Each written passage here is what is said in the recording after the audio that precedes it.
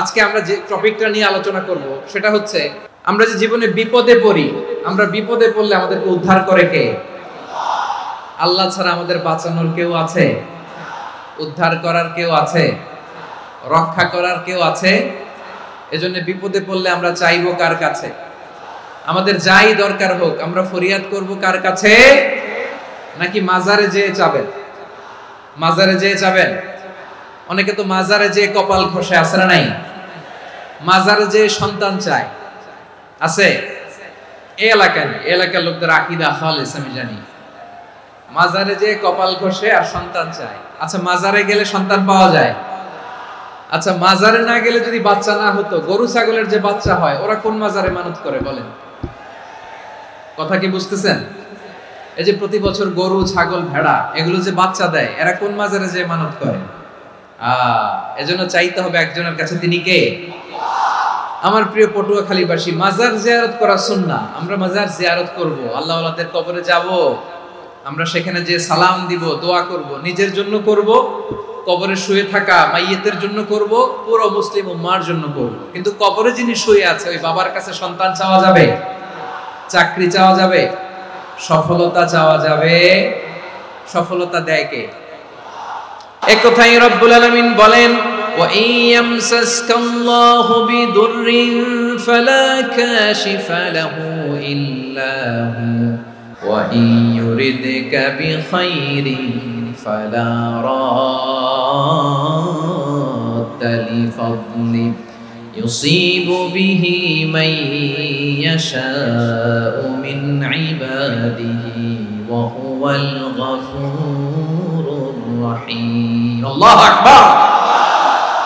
আল্লাহ বললেন, ওয়া ইয়ামসাসকাল্লাহু বিদুররিন ফালা কাশিফা লাহু ইল্লা হু। আল্লাহ যদি তোমাকে কোনো বিপদ স্পর্শ করায়, আল্লাহ যদি তোমারে কোনো বিপদে ফেলে দেয়, ওই বিপদ থেকে উদ্ধার করার তিনি ছাড়া আর কেউ নাই। জোরে বলেন ঠিক কিনা? তিনি যদি কোনো বিপদে ফেলেন, তিনি ছাড়া বিপদ থেকে উদ্ধার করার কেউ নাই। আর তিনি যদি তোমার প্রতি কোনো অনুগ্রহ করতে চান, ওই অনুগ্রহ ঠেকিয়ে দেওয়ার ক্ষমতাও কারো নাই। আল্লাহ যদি আপনার সফলতা দিতে চায়, পৃথিবীর কোন শক্তি ওই সফলতাকে থামাতে পারে? এজন্য আল্লাহ বললেন, খবরদার, চিন্তার আকীদা খালিস করে নাও। ওয়া ইয়ামসাসকাল্লাহু বিদুররিন ফালা কাশিফা লাহু ইল্লা হু। আল্লাহ বিপদে ফেললে বিপদ থেকে উদ্ধার করার কেউ থাকে না। আর আল্লাহ যদি তোমার প্রতি দয়া দেখাতে চান, অনুগ্রহ করতে চান, ওই অনুগ্রহকে প্রতিরোধ করার মতো ক্ষমতা কারো নাই। তিনি তার বান্দাদের মধ্য থেকে যাকে ইচ্ছা তাকে দেন, যত ইচ্ছা তত দেন। তিনি ক্ষমাশীল, তিনি মেহেরবান। সুবহানাল্লাহ। তিনি ক্ষমাশীল, তিনি মেহেরবান। তাহলে এই আয়াত থেকে আমরা বুঝতে পারলাম, আমরা যদি বিপদে পড়ি আমাদেরকে কেউ বাঁচাতে পারে না। আমার বাবা আমারে বাঁচাতে পারে, আমার মা আমাকে বাঁচাতে পারে, আমার বন্ধু আমারে বাঁচাতে পারে, আমার দলের কর্মী আমাকে বাঁচাতে পারে, আমার পীর সাহেব আমারে বাঁচাতে পারে। আমার পটুয়াখালীর ভাইয়েরা খেয়াল রাখবেন, বাঁচাতে পারে এক মহান সত্তা, উদ্ধার করতে পারে এক মহান সত্তা। চিৎকার করে বলুন, তিনি কে? আবার আল্লাহ বললেন, আম্মান ইউজিবুল মুত্তাররা ইযা দাআহু ওয়া ইয়াকশিফুস সুআ ওয়া ইয়াজআলুকুম খুলাফাআল আরদ আইলাহুম মা'আল্লাহ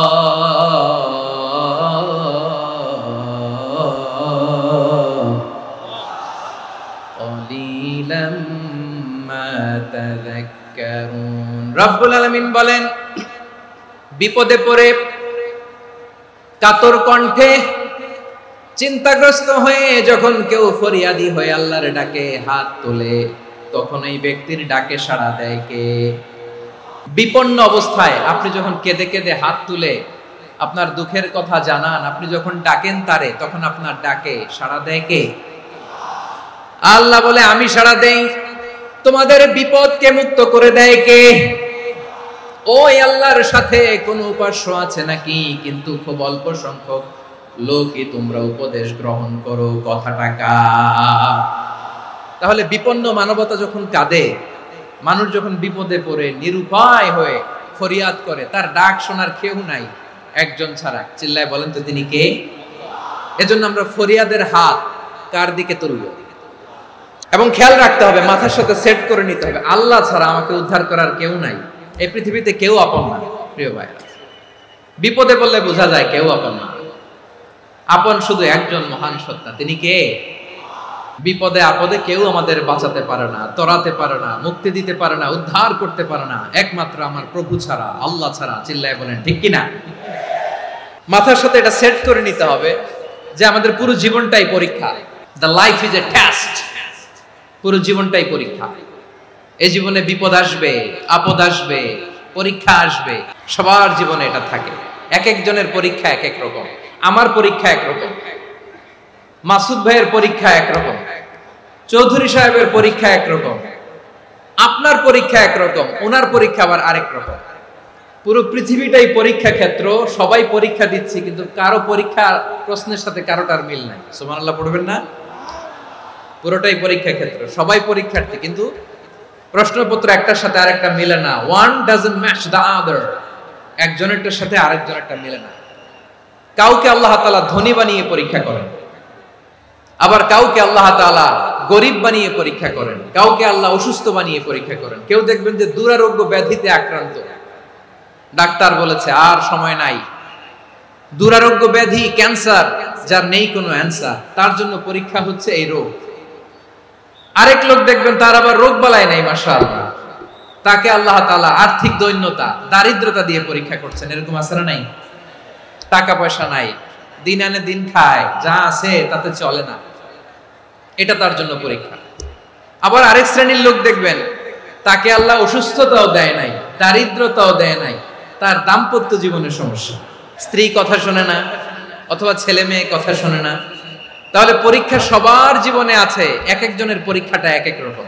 আল্লাহ তাআলা দেখতে চায় যে এই পরীক্ষার সময় আমরা কিরকম রেসপন্স করি, how to deal with the test, কিভাবে এই বিপদ আপদ পরীক্ষাগুলোকে আমরা হ্যান্ডেল করব, ডিল করব, এটা হচ্ছে আজকের আলোচনার বিষয় আমার প্রিয় ভাইয়েরা। তাহলে পরীক্ষাময় আমাদের জীবন, বিপদ আপদ পরীক্ষা, এটা মানুষের পিছু ছাড়ে না। সবার জীবনে পরীক্ষা আছে, নবীদের জীবনেও পরীক্ষা ছিল। সাহাবারা জিজ্ঞেস করেছেন, ইয়া রাসূলুল্লাহ, আইয়ুন নাসি আশাদ্দু বালাআন ফিদ দুনিয়া, এই দুনিয়ার বুকে কাদের পরীক্ষা সবচেয়ে বেশি? বিশ্বনবী বলেছেন, আল আম্বিয়া। এই পৃথিবীতে সবচেয়ে বেশি পরীক্ষা আল্লাহ তাআলা নিয়ে থাকেন নবীদের। কাদের? নবীদের। সুম্মাল আমসাল ফাল আমসাল, এরপরে নবীদের পরের স্তরে যারা, তাদের পরীক্ষা। এরপরে তাদের পরের স্তরে যারা, তাদের পরীক্ষা। সিদ্দিকিনদের, শুহাদাদের, সালিহিনদের, আল্লাহওয়ালাদের। যার ঈমান যত মজবুত, তার জীবনে পরীক্ষাও তত বেশি। চিল্লায় বলেন ঠিক কিনা? তাহলে মুমিনরা, বিশ্বাসীরা, আমরা কি পরীক্ষা বিপদ আপদে ভয় পাই? না, মুমিনরা বিপদে ভয় পায় না, তারা হতাশ হয় না, সুবহানাল্লাহ, তারা নিরাশ হয় না। বিশ্বাসীরা হাল ছেড়ে দেয় না, তারা ভরসা রাখে একজনের উপর। চিল্লায় বলতে হবে তিনি কে? কারণ মুমিন জানে the grief isn't permanent, the test isn't permanent, the struggle in our life isn't permanent. আমাদের জীবনের দুঃখ, কষ্ট, স্ট্রাগল, এগুলো পার্মানেন্ট নয়। After every difficulties there is an ease. সব কষ্টের পরেই একটা সুখ আছে না নাই? রব্বুল আলামিন বলেন, ফা ইন্না মাআল উসরি ইউসরা, ইন্না মাআল উসরি ইউসরা, ভয় পেও না, চিন্তা করো না, কষ্টের সাথেই আমি রেখে দিয়েছি স্বস্তি। সুবহানাল্লাহ বলেন। মুমিন জীবনে বিপদ যত বেশি, কষ্ট যত বেশি, তার সামনে সফলতা তার চেয়েও বেশি। কারণ বিশ্বাসীরা জানে রাত্রি যত গভীর হয়, সুবহে সাদিকের সময় তত আগাতে থাকে। গর্ভবতী নারীর পেটের ব্যথা যত বাড়তে থাকে, ঘরে নতুন মেহমান আগমনের সময় ঘনাতে থাকে। মুমিনদের উপর বিপদ, অত্যাচার, আপদ, পরীক্ষা যত বাড়তে থাকে, কালেমার পতাকা উড্ডয়নের সময় কাছে আসতে থাকে। বিশ্বাসীদের এগুলো হিসাব মিলানো অনেক আগে, এগুলো অনেক আগে হিসাব মিলানো। দুঃখের আধার শেষে সুখের আলো মিটি মিটি হাসে। চিল্লায় বলেন ঠিক কিনা? দুঃখের আধার শেষে আলোর প্রভাত হাসে, হতাশার কালো মেঘে যায় গো ভেসে, হতাশার কালো মেঘে যায় গো ভেসে, দুঃখের আধার শেষে আলোর প্রভাত হাসে, হতাশার কালো মেঘে যায় গো ভেসে, হতাশার কালো মেঘে যায় গো ভেসে। কোরআনের পাতায় পাতায় দেখো ঈমানের পথ ঢাকা ব্যথার কাটায়, কোরআনের পাতায় পাতায় দেখো ঈমানের পথ ঢাকা ব্যথার কাটায়।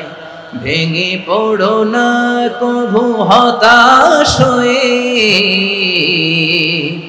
ভেঙে পড়ো না কভু হতাশ হয়ে, জ্বলে পুড়ে খাঁটি সোনা হগো শেষে, জ্বলে পুড়ে খাঁটি সোনা হগো শেষে। দুঃখের আধার শেষে আলোর প্রভাত হাসে, হতাশার কালো মেঘে যায় গো ভেসে, হতাশার কালো মেঘে যায় গো ভেসে। পরীক্ষা যত বেশি, কষ্ট যত বেশি, সুখের সময় তত কাছাকাছি, চিল্লায় বলতে হবে ঠিক কিনা? এজন্য মুমিন জীবনে পরীক্ষা বেশি, মুমিনদের হতাশা নাই। মুমিনরা নিরাশ হয় না, হতাশ হয় কাফিররা। মুমিনরা কখনো হাল ছেড়ে দেয় না, মুমিনরা ভরসা রাখে একজনের উপর, তিনি কে? তাহলে আমার প্রিয় পটুয়াখালীবাসী, বিপদ থাকবে, পরীক্ষা থাকবে, এই বিপদ থেকে আমাদেরকে উদ্ধার করবেন একজন, তিনি কে? আমরা শুধু আল্লাহর উপরই ভরসা রাখবো, চাইবো একজন সত্তার কাছে। আওয়াজ করে বলুন, তিনি কে? একজন সত্তার কাছে চাইবে। বিশ্বনবী ওনার চাচাতো ভাই আব্দুল্লাহ ইবনে আব্বাস রাদিয়াল্লাহু তাআলা আনহুকে বললেন, ইয়া আব্দুল্লাহ ইবনে আব্বাস, হে আব্দুল্লাহ ইবনে আব্বাস, ইদা সাআলতা ফাসআলিল্লাহ, যখন চাইবে আল্লাহর কাছে যাও। ও আব্দুল্লাহ, যখন চাইবা আল্লাহর কাছে চাও। ওয়া ইদা ইসতাআনতা ফাসতাইন বিল্লাহ, যখন সাহায্য চাইবা আল্লাহর কাছে ফরিয়াদ করো। জেনে রেখো ও আব্দুল্লাহ, ওয়া'লাম আন্নাল উম্মাতা লাউ ইজতামাআত আলা আন ইয়ানফাউকা বিশাইইন লাম ইয়ানফাউকা ইল্লা বিশাইইন ক্বাদ কাতাবাহু আল্লাহু লাক। ও আব্দুল্লাহ, জেনে রেখো, মনে রেখো, গোটা বিশ্বের সবাই মিলে যদি তোমার উপকার করতে চায় ততটুকুই তারা করতে পারবে যতটুকু আল্লাহ তোমার নসিবে সেটা লিখে রেখেছে। ঠিক কিনা বলেন? আর যদি গোটা বিশ্বের সবাই মিলে তোমার বিরুদ্ধে কনস্পাইরেসি করে, ষড়যন্ত্র করে, গোটা বিশ্বের সবাই মিলেও যদি তোমার ক্ষতি করতে চায় ততটুকুই শুধু পারবে যেটা আল্লাহ তোমার জন্য বরাদ্দ রেখেছে। যতটুকু আল্লাহ তাআলা তোমার জন্য বরাদ্দ রেখেছে অতটুকুই ক্ষতি করতে পারবে, আর এক চুল বেশিও করতে পারবে না, কমও করতে পারবে না। চিল্লায় বলেন ঠিক কিনা? এজন্য আমরা চাইবো কার কাছে? সব সময় আমরা আল্লাহর কাছে চাইবো, বিপদে আপদে, সুখে দুঃখে, সচ্ছল অবস্থায় অসচ্ছল অবস্থায়, পরাজয়ের সময় বিজয়ের সময়, সব সময় আমরা ভরসা রাখবো কার উপর? সবাই বলুন। একদল লোক আছে যারা বিপদে পড়লে আল্লাহরে ডাকে, বিপদ আসলে আল্লাহরে ডাকে, বিপদ নাই আল্লাহও নাই। বিপদে পড়লে নামাজ পড়ে, বিপদও নাই নামাজও নাই। বিপদে পড়লে জিকির করে, বিপদ যখন চলে যায় ওদের জিকিরও বন্ধ হয়ে যায়। এরকম আছে না নাই? কিছু লোক দেখবেন পরীক্ষা আসলে নামাজ পড়ে, দেখবেন পরীক্ষার সময় নামাজ পড়ে, পরীক্ষাও নাই নামাজও আছে। এরকম কিছু লোক আছে অসুস্থ হলে আল্লাহরে বড্ড ভালোবাসে, আল্লাহরে খুব ডাকে। অসুস্থ হইলে অসুস্থতাও নাই, আল্লাহ স্মরণও নাই। দেখবেন কিছু লোক নির্বাচন আসলে খুব আল্লাহওয়ালা হয়ে যায়, তখন দেখবেন মাথার মধ্যে হেজাব লাগায়, পাঞ্জাবি লাগায়, আল্লাহওয়ালা হয়ে যায়। নির্বাচনও নাই, এরপরে আল্লাহর কথাও নাই। আছে না নাই? না, এরকম হওয়া যাবে না। সব সময় আমরা আল্লাহরে ডাকবো, বিপদে আপদে সব সময় ভরসা রাখবো আমরা একজনের উপর। আওয়াজ করে বলেন, তিনি কে? এ কথাই আল্লাহ তাআলা আমাদের চোখে আঙ্গুল দিয়ে জানিয়ে দিলেন, ফাইদা রাকিবু ফিল ফুলকি দা'আবুল্লাহা মুখলিসিনা লাহুদ্দিন ফালাম্মা নাজ্জাহুম ইলাল বাররি ইযা হুম ইউশরিকুন। আল্লাহ বলে একদল লোক আছে, তারা যখন নৌযানে চড়ে, জলযানে চড়ে, সাগরের মধ্যে যখন জাহাজে চড়ে, লঞ্চে চড়ে, তারা যখন তুফানের সম্মুখীন হয় তখন তারা আল্লাহরে বড্ড বেশি ডাকে, একান্ত ভাবে ডাকে, বিশুদ্ধ চিত্তে ডাকে। আবার তুফান থেকে তাদেরকে সেফ জোনে নিয়ে, নিরাপদ জোনে নিয়ে যখন বন্দরে আমি আল্লাহ তাদেরকে ভিড়িয়ে দেই, ওই লোকগুলো আবার আমি আল্লাহর সাথে শিরিক করে। এরকম আছে না নাই? জাহাজে উঠছে, সাগরের মাঝখানে তুফান, ওই সময় দেখবেন আল্লাহ কারে কয়। এই কথা তো আপনাদেরকে বোঝানো সহজ, আপনারা তো নদীর দেশের মানুষ। আচ্ছা, লঞ্চে উঠে তুফানের সম্মুখীন হয়েছেন, জলোচ্ছ্বাস, সবাই, আমার বলার দরকার নাই, বলেন, মাঝ নদী, তুফান, জলোচ্ছ্বাস, জলের মধ্যে উচ্ছ্বাস, ঢেউ, টর্নেডো, সাইক্লোন, মেঘের ঘনঘটা, পরিবেশ ঘুটঘুটে অন্ধকার, লঞ্চ একবার এদিকে আরেকবার ওইদিকে, ভিতরে কি অবস্থা হয় বলেন তো? তখন মুসলিম আল্লাহর ডাকে, হিন্দু আল্লাহর ডাকে, ঠিক কিনা বলেন? আস্তিক আল্লাহর ডাকে, নাস্তিক আল্লাহর ডাকে, ঠিক কিনা? লঞ্চের ভেতর, স্টিমারের ভেতর কান্নারে রোল পড়ে যায়, চিৎকারের রোল পড়ে যায়, সবার মুখ দিয়ে শুধু একটা আওয়াজ, লা ইলাহা লা ইলাহা লা ইলাহা সুবহানাল্লাহ আলহামদুলিল্লাহ লা ইলাহা। আল্লাহ নামের জিকির করবে যারা, আল্লাহর কাছে প্রিয় তারা, আল্লাহর কাছে প্রিয় যারা, জান্নাতে প্রবেশ করবে তারা, জোরে লা ইলাহা লা ইলাহা ইল্লাল্লাহ লা ইলাহা ইল্লাল্লাহ মুহাম্মাদুর রাসূলুল্লাহ সাল্লাল্লাহু আলাইহি ওয়াসাল্লাম। আমার প্রিয় পটুয়াখালীবাসী, তাহলে লঞ্চের ভেতরে যখন আমরা তুফানের মধ্যে পড়ি, তখন সবাই মিলে আমরা একটা নামের জিকির করি। নামটা কার?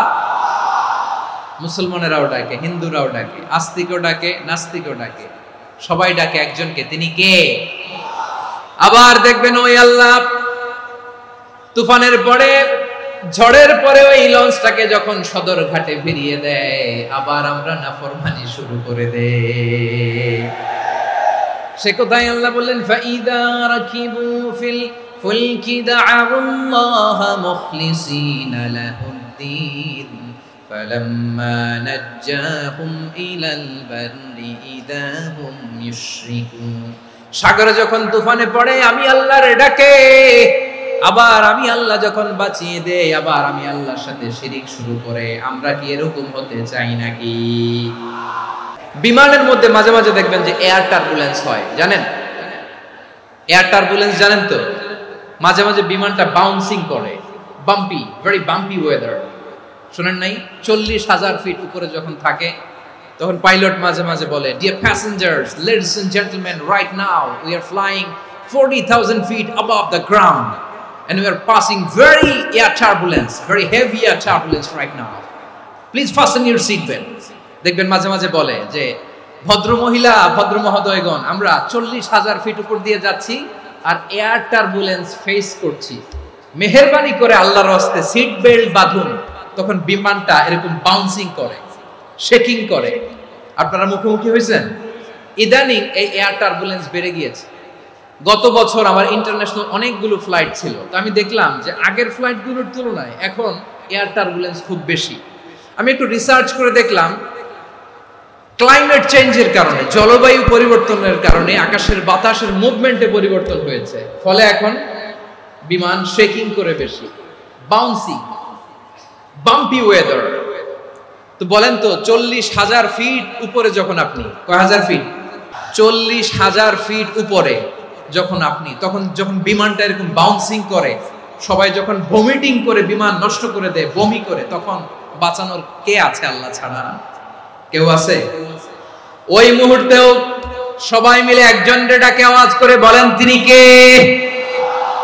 মাঝে মাঝে কিছু সোশ্যাল মিডিয়ায় কিছু ভিডিও পাওয়া যায় যে হেভি যখন এয়ার টার্বুলেন্স হয় 10 সেকেন্ড 15 সেকেন্ডের কিছু ভিডিও পাওয়া যায় বিমানটা এরকম বাউন্সিং করছে, বাম্পি ওয়েদার, কাঁপছে, মানুষগুলো বমি করছে, অক্সিজেন মাসগুলো সব ঝুলে পড়েছে, বিমানটা শুধু কাঁপছে। তখন দেখবেন বিমানের ভেতরেও এরকম লঞ্চের মতো চিৎকার আছে না নাই? বিমানের ভেতরেও তখন চিৎকার। গত বছর হিথ্রো এয়ারপোর্ট থেকে সিঙ্গাপুর এয়ারলাইন্সের একটা ফ্লাইট হিথ্রো টু চাঙ্গি একটা ফ্লাইটে এমন বেশি এয়ার টার্বুলেন্সের শিকার হয়েছিল এই এয়ারক্রাফটটা, 33 জন যাত্রী সেখানে আহত হয়েছে, একজন যাত্রী নিহত হয়েছে। কেবিন ক্রুজ, এয়ার হোস্টেস যারা আছে, একজনের নাক ফেটে, চোখ ফেটে, কপাল ফেটে, ব্লিডিং হয়ে শয়লা। প্রিয় ভাইরা, 40,000 ফিট উপরে বিমানটা যখন কাঁপবে তখন আমাদেরকে আল্লাহ ছাড়া আর কেউ বাঁচানোর আছে? এত আস্তে বললে হবে? ওই কঠিন মুহূর্তে আমার বাবা আমারে বাঁচাতে পারে, আমার বন্ধু আমারে বাঁচাতে পারে। এই গ্রাউন্ডে, জমিনের বুকে আমার প্রোটোকল, আমার ক্ষমতা, আমার দাম্ভিকতা কোনো কিছু আমারে বাঁচাতে পারে? একজন ছাড়া। চিল্লায় বলতে হবে, তিনি কে? সে আল্লাহ বললেন, গোলাম আমি বিপদের সময় ঠিকই তোমাদের বাঁচিয়ে দেই। ওই বিমানের ভেতরে 40,000 ফিট উপরে যখন তোমরা এয়ার টার্বুলেন্সের শিকার হও, তখন নাস্তিকও আল্লাহরে ডাকে, হিন্দু আল্লাহরে ডাকে। জোরে বলেন ঠিক কিনা? আবার বিমানটা যখন শান্ত হয়ে যায়, একটু পরেই বিমানের স্ক্রিনের মধ্যে হিন্দি সিনেমা খোঁজে। বিমানের স্ক্রিনে কিন্তু বিশাল ওখানে আফলাম ফিল্মের একেবারে বোঝাই করা। বিমানটা শান্ত হলে আবার হিন্দি সিনেমা দেখা শুরু করে। একটু আগে ডাকছিল কারে? দেখবেন বাংলাদেশে আমাদের ক্রিকেটাররা যখন অন্য কোনো দেশের সাথে খেলে, অনেক সময় এমন হয় বল বাকি একটা, রান দরকার 6টা। বল বাকি কয়টা? রান দরকার। আপনি দেখবেন ক্যামেরাম্যান তখন গ্যালারিতে খালি দেখায় দর্শকদের যে কি অস্থিরতা। হিপ হপ স্টাইলের মেয়েটা, যে মেয়েটার ওড়না এতক্ষণ ছিল গলায়, এতক্ষণ কই ছিল, ওই মেয়েটা দেখবেন ওড়নাটা টেনে মাথায় দিয়ে এরকম মুনাজাত ধরতেছে, আল্লাহ আল্লাহ, একটা ছক্কা, আল্লাহ আল্লাহ, আমার লাল সবুজের পতাকারে তুমি অপমানিত কইরো না আল্লাহ, ইন্ডিয়ার সাথে আমাদের খেলা, আল্লাহ আল্লাহ, একটা ছক্কা, একটা একটা। পুরো খেলা জুড়ে এই মেয়ের ওড়না ছিল গলায়, কিন্তু যখন 1 বলে 6 রান দরকার, ওড়না চলে আসছে কোথায়? মাথায়। আবার মুনাজাত আছে না নাই? ঠিকই বাংলাদেশের দামাল ছেলে এমন এক শট মারলো, বল চলে গেল স্টেডিয়ামের বাইরে, ছক্কা, জিতে গেলাম আমরা। পুরো স্টেডিয়াম জুড়ে চিৎকার, হই হুল্লোড়, মौज মাস্তি। যেই মেয়েটা মাথার মধ্যে ওড়না দিয়ে এতক্ষণ সুবহানাল্লাহ সুবহানাল্লাহ বলে আল্লাহর কাছে দোয়া করেছে, ওই মেয়ে এখন আবার ওড়না ফেলে দিয়ে নাচা শুরু করে দিয়েছে। তাহলে আল্লাহর ভয়, আল্লাহর প্রতি আস্থা, বিশ্বাস, ভালোবাসা, এটা কি ক্ষণিকের জন্য? মানে আমার যখন লাগবে তখন আল্লাহর ইউজ করবো নাকি? হ্যাঁ, বিপদে আপদে, সুখের সময় দুঃখের সময়, সচ্ছল অসচ্ছল অবস্থায় বিশ্বাসীরা ভরসা রাখে একজনের উপর। চিৎকার করে বলে, পটুয়াখালী তিনি কে? সে আল্লাহ বললেন, গোলাম মনে করো না জাহাজ থেকে সদরঘাটে ভিড়িয়ে দিলাম তুমি নিরাপদ হয়ে গেছো। মনে করো না 40,000 ফিট থেকে সেফ ল্যান্ডিং এর পরে এয়ারপোর্টে নেমে গেলেই তুমি নিরাপদ হয়ে গেছো। ও মিয়া, বিপদ কি শুধু সাগরে আর আকাশে? ঘরের ভেতরও বিপদ আসতে পারে কি পারে না? এজন্য সূরা মুলক আল্লাহ বললেন, আমিনতুম মান ফিস সামাই আন ইয়াখসিফা বিকুমুল আরদা ফাইদা হিয়া তামুর। আল্লাহ বললেন, তোমরা কি ভেবেছো তোমরা নিরাপদ? আমি চাইলে ল্যান্ডস্লাইডস, ভূমি ধস দিয়ে 1 লক্ষ 1 মুহূর্তে নিয়ে যেতে পারি। এক সুনামি দিয়ে থাপ্পড় মেরে 3 লক্ষ সাগরের ভেতরে ঢুকায় দিতে পারি। 1 সেকেন্ডও লাগে না আমার। أم أمنتم من في السماء أن يرسل عليكم حاصبا فستعلمون كيف نذير। আল্লাহ চাইলে আকাশ থেকে পাথর বৃষ্টি নাজিল করতে পারেন কি পারেন না? এই মুহূর্তে এখানে ভূমিকম্প দিতে পারেন কি পারেন না? আচ্ছা, ভূমিকম্প যখন হয় আমাদের কারো হুঁশ থাকে? আপনি মনে করছেন আমরা সাধারণ মানুষ, আমরা দৌড় দেই, আর প্রেসিডেন্ট প্রধানমন্ত্রী ওনারা বুঝি খাটে শুয়ে থাকে? ভূমিকম্প, আর্থকোয়েক যদি হয়, বাঁচার জন্য আমরা কি করি? হয় খাটের তলায়, ডাইনিং টেবিলের নিচে, উপরে শক্ত কিছু আছে এটার নিচে, অথবা ঘর থুইয়া দাও দৌড়। তো প্রধানমন্ত্রী উনি কি করে? প্রেসিডেন্ট উনি কি করে? হ্যাঁ, উনি খাটের মধ্যে যে শুয়ে থাকে নাকি? উনিও দৌড়, সাধারণ মানুষও দৌড়, প্রধানমন্ত্রীও দৌড়, বাড়িওয়ালাও দৌড়, ভাড়াটিয়াও দৌড়, সবাই দৌড়। নাকি ভাড়াটিয়ারা বাড়ি থুইয়া দৌড়, বাড়িওয়ালারা আর বেরোয় না, এরকম না? তাহলে যে কোনো মুহূর্তে ভূমিকম্প দিয়ে নাস্তানাবুদ করতে পারে কে? আমার প্রিয় ভাইয়েরা, আমরা নিরাপদ নই, আমরা তার দয়ায় বেঁচে আছি। কার দয়ায়? এজন্য আল্লাহ বললেন, গোলাম, যে কোনো মুহূর্তে বিপদ দিয়ে তোমাদেরকে নাস্তানাবুদ করতে পারি। বিশ্বাসী বলে যদি নিজেকে দাবি করো, সব সময় ডাকতে হবে একজন সত্তাকে। বলেন তিনি কে? আপদ থেকে, পরীক্ষা থেকে, ক্যালামিটি থেকে আমাদেরকে কেউ বাঁচাতে পারে না একজন সত্তা ছাড়া। আবারও বলেন তো তিনি কে? এবার আমরা দেখি বিষ্ণু ইসা ইসলামের জীবনে বিপদ আপদ ছিল কিনা। উনি বিপদ আসলে কিভাবে ডিল করতেন, বিপদ আসলে কোন দোয়া পড়তে হয়, কিভাবে ফরিয়াদের হাত উত্তোলন করতে হয়, কিভাবে রবের দরবারে নতজানু হয়ে ফরিয়াদ করতে হয়, এটা জানার দরকার আছে না নাই? আসুন আমরা বিষ্ণুনবীর জীবনী থেকে দেখি বিপদ আসলে উনি কি করতেন। বিপদ আসলেই প্রথমে বিষ্ণুনবী সাল্লাল্লাহু আলাইহি ওয়াসাল্লাম একটা দোয়া পড়তেন। তিনি পড়তেন, ইন্না লিল্লাহি ওয়া ইন্না ইলাইহি রাজিউন। নিশ্চয় আমরা আল্লাহর জন্য, নিশ্চয় আমরা কার দিকে ফিরবো ভাই? আবার কার দিকে ফিরবো? আওয়াজ করে বলুন তো, আমরা এসেছি কার কাছ থেকে, আবারও ফিরে যাব কার কাছে?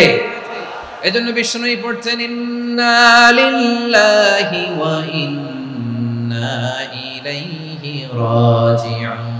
নিশ্চয় আল্লাহর জন্য, ওই আল্লাহর দিকেই আমরা ফিরে যাব। তারপরে বিষ্ণুই পড়তেন, আল্লাহুম্মা আজুরনি ফি মুসিবাতি ওয়াখলুফ লি খায়রাম মিনহা।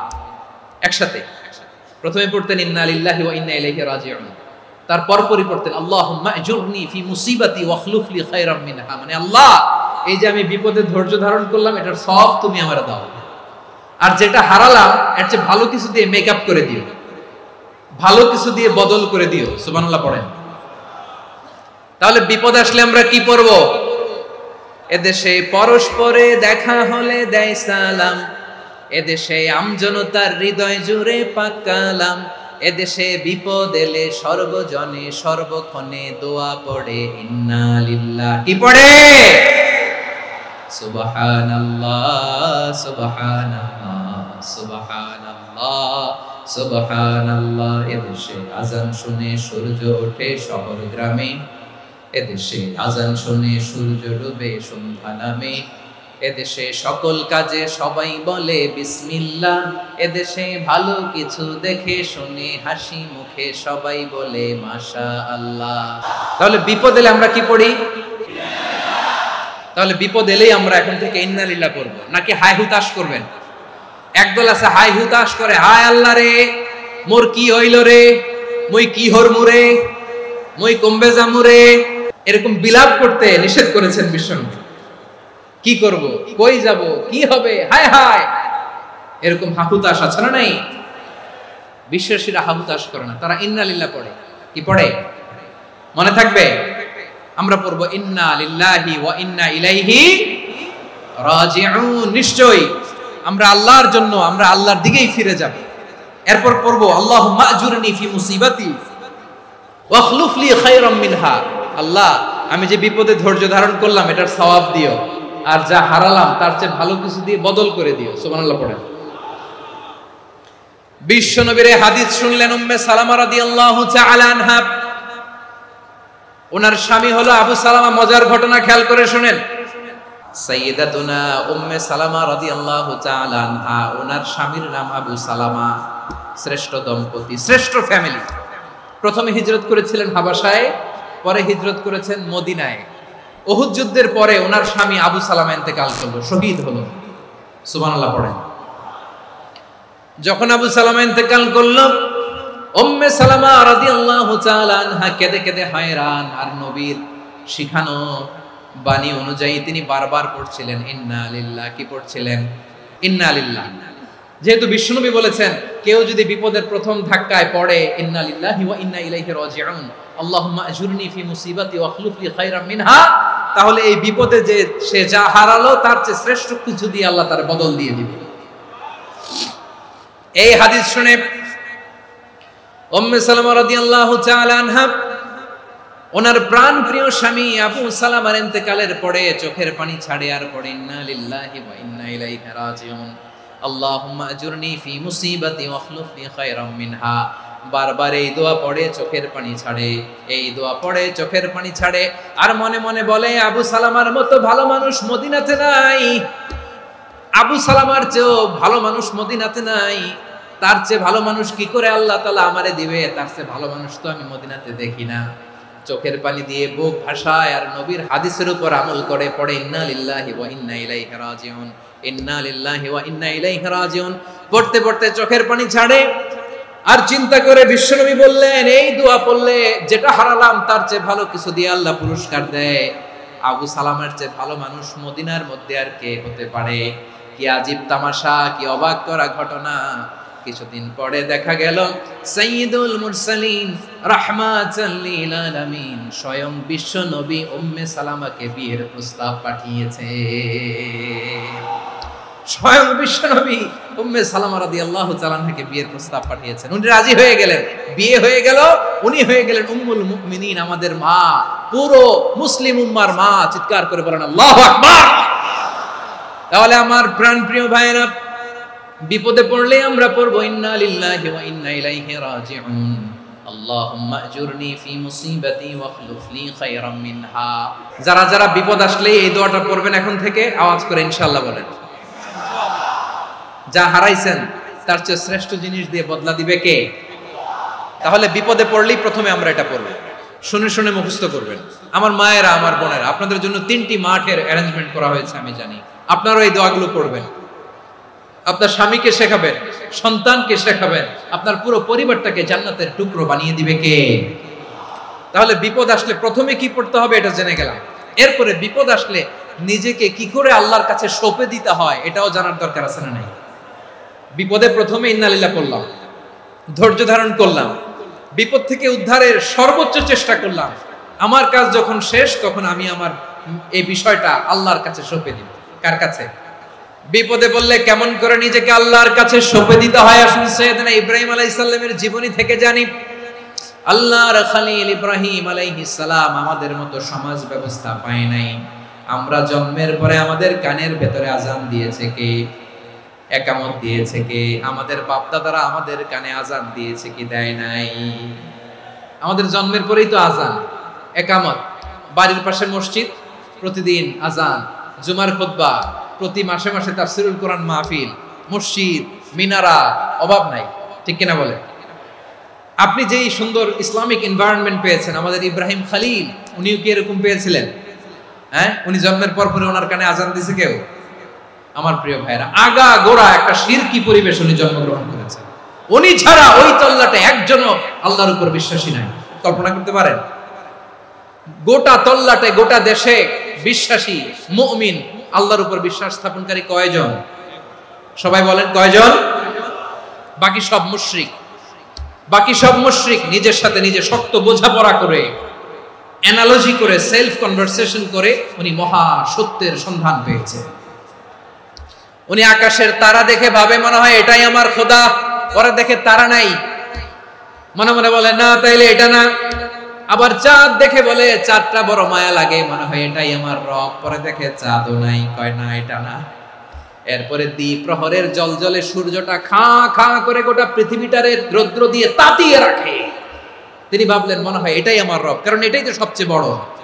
কিন্তু বিকেল বেলা ওই সূর্যটাও যখন চলে যায়, সাইয়েদনা ইব্রাহিম বলে না এটাও তো নাই, আমার খোদা যদি আমারে ছেড়ে চলে যায়, বিপদে পড়লে আমারে উদ্ধার করবে কে? এভাবে নিজের সাথে অ্যানালজি, সেলফ কনভারসেশন করতে করতে করতে তিনি মহা সত্যের সন্ধান পেয়েছেন। সুবহানাল্লাহ। সব শেষে তিনি ডিসিশন নিয়ে ঘোষণা দিলেন, ইন্নী ওয়াজ্জাহাতু ওয়াজহিয়া লিল্লাযী ফাতারাস সামাওয়াতি ওয়াল আরদা হানিফান ওয়া মা আনা মিনাল মুশরিকিন। নিশ্চয় আমি এমন সত্তার দিকে মনোনিবেশ করলাম, মুখাপেক্ষী হলাম যিনি আকাশ বানিয়েছেন, জমিন বানিয়েছেন, আমি মুশরিক নই। সুবহানাল্লাহ। পারতেন, আপনি পারতেন? কেউ নাই, লক্ষ লক্ষ মুশরিক, আপনি একা। ওনার মতো এরকম বিচক্ষণতা দিয়ে আল্লাহরে খুঁজে পাইতে পারতেন আপনি? কি নবী ছিল, আল্লাহকে খুঁজে পেয়েছে। যখন আল্লাহর ইবাদত শুরু করলো, এই কথা ছড়ায় পড়লো চারদিকে। নমরুদ সাইয়েদনা ইব্রাহিমকে ডেকে পাঠালেন। নমরুদ বলে, ইব্রাহিম, তুমি নাকি মূর্তির পূজা না করে কোন নতুন রবের ইবাদত করো, কে তোমার রব? সাইয়েদনা ইব্রাহিম বললেন, রব্বি আল্লাযী ইউহয়ী ওয়া ইউমীত, আমি এমন রবের ইবাদত করি যিনি জীবন দেন, যিনি মৃত্যু দেন। নমরুদ বলে, তাই নাকি? তোমার রব জীবন দেয়, মৃত্যু দেয়, আর এটা তো আমি দেই। আমিও তো জীবন দেই, আমিও তো মৃত্যু দেই। সাইয়েদনা ইব্রাহিম বললেন, কেমন করে তুমি জীবন দাও, মৃত্যু দাও, একটু দেখাও তো। নমরুদ জেলখানা থেকে দুজন কয়েদিকে ডেকে আনলো। কয়েদি এনে অর্ডার করলো, একটাকে এখনই শিরোচ্ছেদ, হেড অফ, ডেথ পেনাল্টি, মৃত্যুদণ্ড দেয়া হলো, ফিনকি দিয়ে রক্ত বের হলো। নমরুদ বলে, দেখো, দুজনকে ধরে আনলাম, একজন কয়েদিকে দিলাম ডেথ পেনাল্টি, মৃত্যুদণ্ড, ওরে মৃত্যু দিলাম। আরেকজন যে দাঁড়িয়ে আছে, চাইলে ওরেও আমি মৃত্যুদণ্ড দিতে পারি, কিন্তু না, ওরে আমি দিব না, ওরে আমি বাঁচায়া দিলাম, ছেড়ে দিলাম, মানে জীবন দিলাম। দেখো ইব্রাহিম, তোমার চোখের সামনে একজনরে মৃত্যু দিলাম, আর একজনরে জীবন দিলাম। আপাত দৃষ্টিতে তাই তো, একজনরে তো জীবন দিল, আরেকজনরে মৃত্যু দিল। সাইয়েদনা ইব্রাহিম এবার বিপাকে পড়ে গেলেন। কিন্তু এক একজন নবীকে আল্লাহ এমন উইজডম বিচক্ষণতা দিয়ে এই জমিনে পাঠিয়েছেন, মুহূর্তের মধ্যে আল্লাহর খলিল ইব্রাহিম বললেন, ফাইন্নাল্লাহা ইয়াতি বিশ-শামসি মিনাল মাশরিকি ফাতি বিহা মিনাল মাগরিব ফাবুহিতাল্লাযী কাফার। আল্লাহর খলিল ইব্রাহিম বললেন, নমরুদ, বুঝলাম তুমি জীবন দাও, মৃত্যু দাও, দেখলাম, কিন্তু আমার রব, আমার আল্লাহ প্রতিদিন সকালবেলা উষা লগ্নে ওই পূর্ব দিগন্ত থেকে সূর্যটাকে উদিত করেন, সাঁঝের বেলা, বিকেল বেলা, কুথুরি লগ্নে, সন্ধ্যা বেলা ওই দ্বিপ্রহরের জল জলে সূর্যটাকে পশ্চিম দিগন্তে ডুবিয়ে দেন। মানে সকালবেলা পূর্ব দিক থেকে উদিত করা সূর্যটাকে পশ্চিম দিকে বিকেলে তিনি ডুবিয়ে দেন। তুমি যদি পারো ওই সূর্যটাকে পশ্চিম দিক থেকে উদিত করে পূর্ব দিকে ডুবিয়ে দাও। সুবহানাল্লাহ পড়বেন না? দেখেন, ইনস্ট্যান্ট ইন্টেলেক্ট, মুহূর্তে বিচক্ষণতা, উইজডম কাকে বলে? নমরুদ পারবে? নমরুদের বাপ পারবে? ওর দাদা, ওর 14 গোষ্ঠী, গোটা বিশ্বের সব ক্ষমতাধর রাষ্ট্রনায়করা একসাথে হলে পারবে? ফাবুহিতাল্লাযী কাফার পারে নাই, ব্যর্থ হয়েছে। এবার তেলে বেগুনে জ্বলে উঠেছে, রেগে মেগে আগুন বলে, ফালকুহু ফিল জাহিম, ওর সাথে তর্ক নাই, না পেরে এবার এটারে আগুনে ফেলা। বিশাল বিশাল গাছ কেটে লাকড়ি এনে আগুনের কুণ্ডলি বানানো হলো, দাও দাও দাও দাও করে আগুন জ্বলে। আল্লাহর খলিল ইব্রাহিমকে আগুনে নিক্ষেপ করা হবে। আল্লাহর খলিল সাইয়েদনা ইব্রাহিমের হাতের মধ্যে রশি দিয়ে টাইট করে বাঁধা হলো, পায়ের মধ্যেও টাইট করে রশি দিয়ে বাঁধা হলো। আল্লাহর খলিল ইব্রাহিমকে আগুনের কুণ্ডলির মধ্যে ফেলা হবে। ওমিয়া, আপনি যে বিপদের কারণে ভয় পান, হতাশ হন, এটা কোনো বিপদ? ওনার বিপদের সামনে এটা কোনো বিপদই না, এটা কোনো বিপদই না। হাত পা বেঁধে টাইট করে নিক্ষেপ করা হবে, সিম্পলি ফেলা যাবে না, কারণ দাও দাও করে দ্য ব্লেজিং ফায়ার, এমন আগুনের কুণ্ডলি, কাছে যাওয়া যায় না, আগুনের উত্তাপে নিক্ষেপ করা হবে। হাতে রশি বেঁধে, পায়ে রশি বেঁধে আল্লাহর খলিল ইব্রাহিম আলাইহিস সালামকে আগুনের মধ্যে নিক্ষেপ করা হবে। আহা, এটার বলে অগ্নি পরীক্ষা। উনি অগ্নি পরীক্ষার সম্মুখীন হয়েছিলেন। এজন্য কঠিন পরীক্ষাকে আমরা অগ্নি পরীক্ষার সাথে তুলনা করি, ঠিক কিনা? সাইয়েদনা জিবরাইল এসে বললেন, ও আল্লাহর খলিল, ওরা তো আপনার হাতও বেঁধে ফেললো, পাও বেঁধে ফেললো, নড়াচড়ার সুযোগ নাই, বলেন আমি জিবরিল ফেরেশতা আপনার জন্য কি করতে পারি? আল্লাহর খলিল ইব্রাহিম বলেন, ও জিবরাইল, তোমার কাছে আমার কোনো চাওয়া পাওয়া নাই। সুবহানাল্লাহ বলেন। তোমার কাছে বলার কিছু নাই, তোমার সাহায্যের আমার দরকার নাই। সাইয়েদনা ইব্রাহিম আলাইহিস সালামকে হাতে পায়ে রশি বেঁধে, হাত পা বাঁধা অবস্থায় জ্বলন্ত অগ্নিকুণ্ডে যখন নমরুদের দলবল নিক্ষেপ করবে, আল্লাহর খলিল কিভাবে নিজেকে আল্লাহর কাছে সঁপে দিয়েছেন পটুয়াখালীর ভাইরা খেয়াল করে শুনুন। হাত পা বেঁধে আল্লাহর খলিলকে যখন নিক্ষেপ করা হবে, তিনি মুখ ফুটে বলে ফেললেন, হাসবুনাল্লাহু ওয়া নি'মাল ওয়াকিল। হাসবুনাল্লাহু ওয়া নি'মাল ওয়াকিল, আমার জন্য আল্লাহই যথেষ্ট, আমার জন্য আল্লাহই যথেষ্ট। তিনি আমার সবচেয়ে বড় গার্ডিয়ান, তিনি আমার সবচেয়ে বড় অভিভাবক। জিব্রাইলের সাহায্যে রফারকে ফিরিয়ে দিলেন, দুনিয়ার বুকে কারো কাছে কিছু বলেন নাই, মুখ ফুটে বলেছেন হাসবুনাল্লাহ। ও আমার পটুয়াখালীর প্রাণের ভাইয়েরা খেয়াল রাখবেন, কোন বান্দা তার হাতে থাকা সব চেষ্টাটুকুন করার পরে মুখ ফসকে মুখ দিয়ে যখন বলে ফেলে হাসবুনাল্লাহ, বান্দা যখন হাসবুনাল্লাহ বলে ফেলে, ওই ব্যাপারটা ডিল করার দায়িত্ব স্বয়ং আল্লাহ আরশের উপর থেকে নিয়ে নেয়। আপনি যখন বলে ফেলবেন হাসবুনাল্লাহ, এটা ডিলিং করবে কে তখন? বান্দা তার সাধ্যের সবটুকু চেষ্টার পরে নতজানু হয়ে যখন বলবে হাসবুনাল্লাহ, আল্লাহ তুমি আমার জন্য যথেষ্ট, নি'মাল ওয়াকিল, তুমি আমার শ্রেষ্ঠ অভিভাবক, তখন তার কি দরকার না দরকার এটা ডিল করে স্বয়ং আল্লাহ।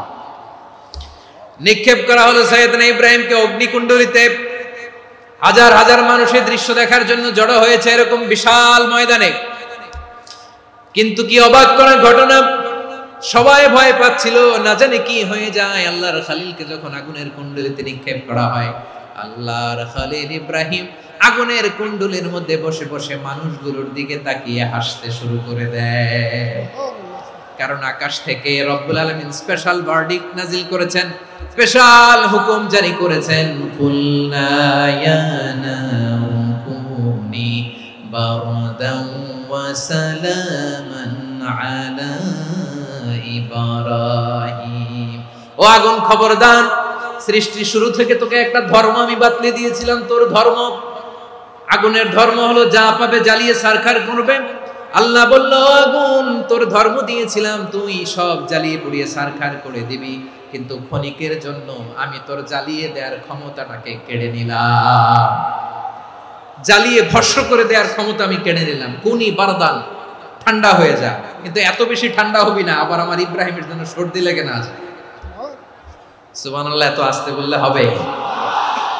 কুনি বারদান, বারদ মানে বরফ, ঠান্ডা, ঠান্ডা হ, কিন্তু এত ঠান্ডা হবি না যাতে আমার ইব্রাহিমের কষ্ট হয়। আগুন বলে, আল্লাহ একবার বললাম ঠান্ডা হ, আবার বলো এত ঠান্ডা হবি না যাতে খলিলের সর্দি না লাগে। কেমন ঠান্ডা হব, কেমন এনভায়রনমেন্ট তৈরি করে দেব বলো?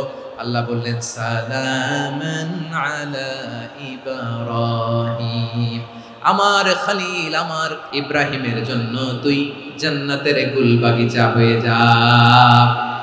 ও ভাই, নবী মুসার মতো ঈমান হলে রাস্তা হবে সাগর জলে, নবী ইউসুফের মতো ঈমান হলে একে একে দরজা খোলে। নবী ইব্রাহিমের মতো ঈমান যদি আজও থাকে বিদ্যমান, অগ্নিকুণ্ডে দেখতে পাবে খুবসুরত এক ফুল ভাগা। কুলনা ইয়া নারু কুনি বারদান ওয়া সালামান আলা ইব্রাহিম। বান্দা যখন মুখ দিয়ে বলে হাসবুনাল্লাহ, আমার আল্লাহ আমার জন্য যথেষ্ট, এই বলে যখন নিজেকে সঁপে দেয়, তার কি লাগবে ওই দায়িত্ব স্বয়ং নিয়ে নেয় কে? তাহলে আমার প্রিয় ভাইরা, বিপদের শুরুতেই আমরা বলবো ইন্না লিল্লাহ। শুরুতে কি বলবো?